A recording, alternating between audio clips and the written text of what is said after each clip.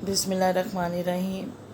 السلام علیکم عزیز طالبات، آج کا ہمارا لیکچر نمبر ہے 7 اور سبق کا نام ہے نسو اور سلیم کی گفتگو۔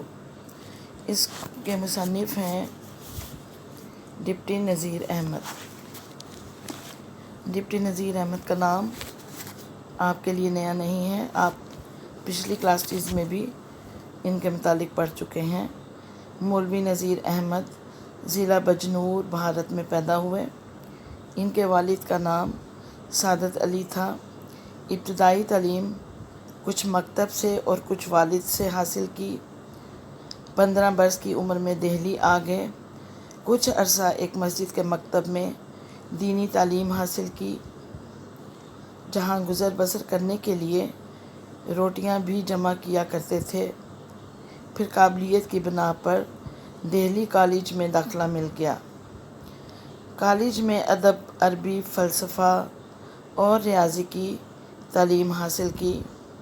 کالج میں ان کے ساتھ مولانا محمد حسین آزاد، مولوی ذکاء اللہ، منشی کریم الدین اور ماسٹر پیارے لال آشوب بھی پڑھتے تھے۔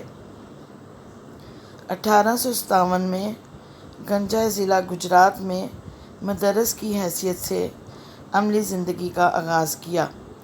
بعد میں ترقی کر کے ڈپٹی انسپکٹر مدارس جمع ہو گئے۔ قانون، انکم ٹیکس اور تعزیرات ہند کے اردو میں معیاری ترجمے کیے جو بہت مقبول ہوئے، اور اس کے صلے میں تحصیلدار بنا دیے گئے۔ بعد میں ڈپٹی کلکٹر ہو گئے۔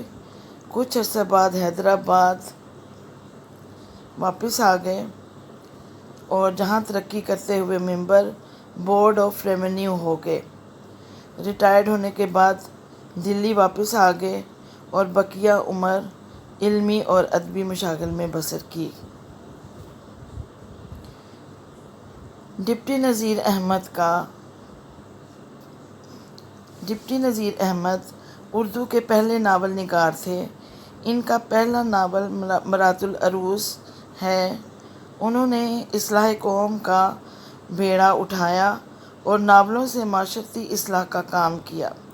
ان کی زبان و بیان کی نمایاں خوبی یہ ہے کہ وہ علمی بھی اور عوامی بھی رائٹر ہیں۔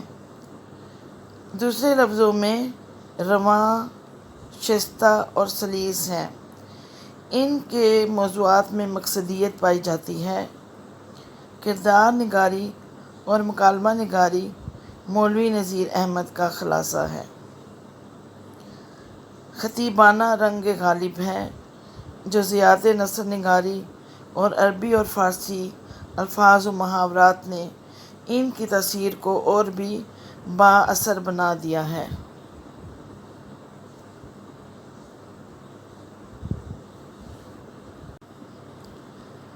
ان کے اس سبق میں جو مصنف نے لکھا ہے اور جو آپ کو بات سمجھانا چاہ رہے ہیں وہ یہ ہے کہ جب انسان زندگی کی اصل روح سے روشناس ہوتا ہے تو وہ دنیوی زندگی کی بجائے اپنی زندگی کو سنوارنے کے جتن کرتا ہے۔ اصلاح کا کام اپنے گھر سے شروع ہوتا ہے۔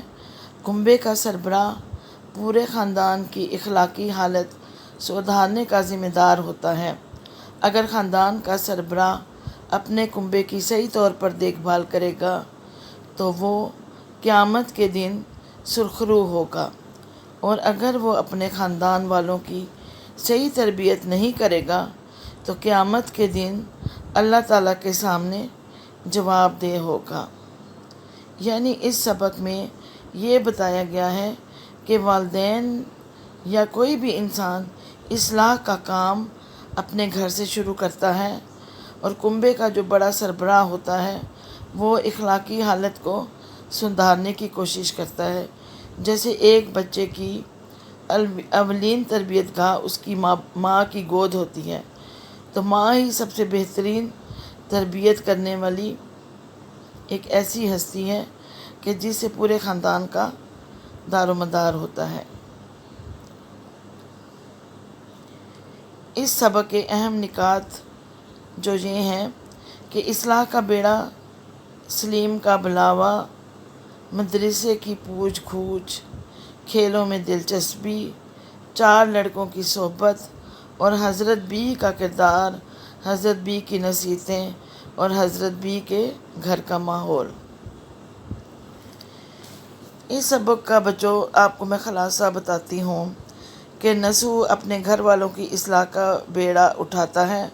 इसने इस्लाह की शुरुआत अपने बेटे सलीम से की। बेदार को भेजा कि वो सलीम को बुला लाए। बाप के पास तलबी की खबर सुनकर सलीम घबरा गया। सलीम ने माँ से भी साथ चलने को कहा, मगर माँ ने यह कहकर साथ जाने से इनकार कर दिया कि इसकी गोद में बच्ची है। सलीम डरता डरता खुद ही बाप के पास जा पहुंचा और सलाम करके एक तरफ खड़ा हो गया। बाप ने पूछा कि बेटा आज मदरसे क्यों नहीं गए हो? सलीम ने जवाब दिया कि कुछ देर बाद जाऊंगा, अभी कोई घंटा भर की देर है। फिर बाप ने पूछा कि तुम अकेले मदरसे जाते हो या अपने बड़े भाई को भी साथ लेकर जाते हो? सलीम बोला, कभी कभी मैं भाई जान के साथ मदरसे जाता हूँ, वरना अक्सर मुझे अकेले ही मदरसे जाना पड़ता है। बाप ने अकेले मदरसे जाने की वजह दरियाफ्त की तो सलीम बोला, इम्तिहान के दिन करीब हैं, इसी वास्ते भाईजान अपने किसी दोस्त के साथ मिलकर इम्तिहान की तैयारी में मसरूफ़ हैं। भाईजान मुँह अंधेरे ही अपने दोस्त के घर चले जाते हैं और जब मैं मदरसे पहुंचता हूं तो इनको वहां मौजूद पाता हूं। बाप ने पूछा, क्या अपने घर में इम्तिहान की तैयारी नहीं हो सकती? सलीम बोला, यहाँ हर वक्त बड़े भाई के पास गंजफा और शतरंज होता है।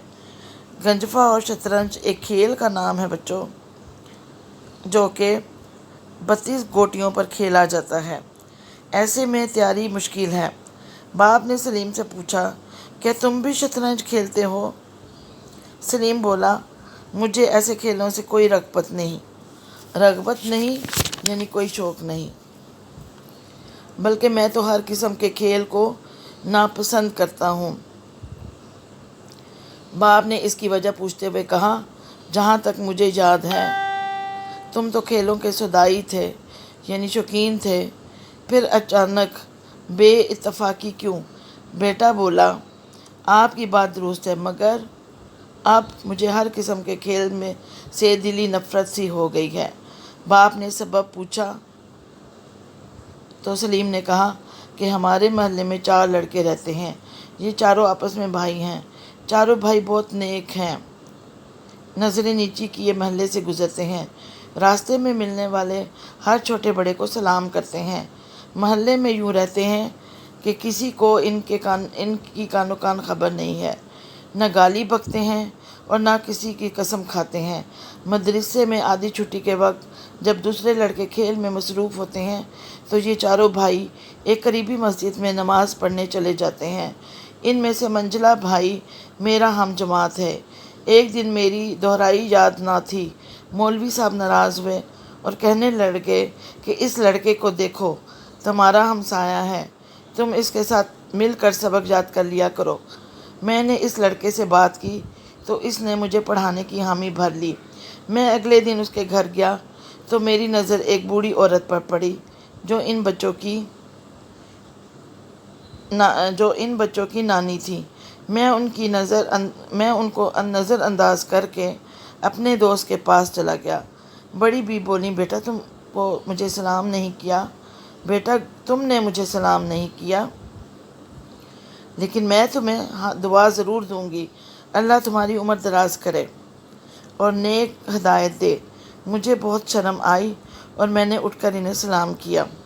वो बोली, बेटा मैं तुमको ना टोकती, मगर चूँकि तुम मेरे बच्चों के साथ उठते बैठते हो इसलिए मेरा फ़र्ज़ है कि मैं तुम्हारी इस्लाह करूं। अच्छे लोगों का ये तरीका है कि अपने से बड़ा कोई मिले तो इसे सलाम करना चाहिए। इसके बाद उन्होंने मुझे मिठाई दी। मैं बहुत देर उनके घर जाता रहा। वो हमेशा मुझे नसीहतें करती थीं।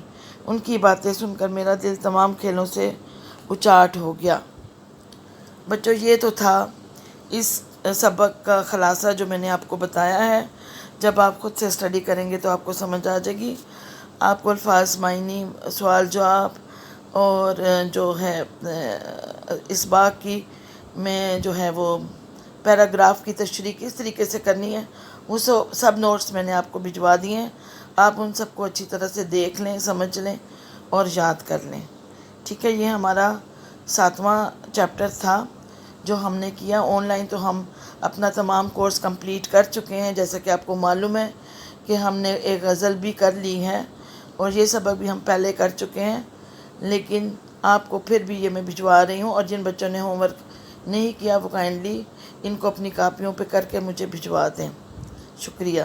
اللہ حافظ.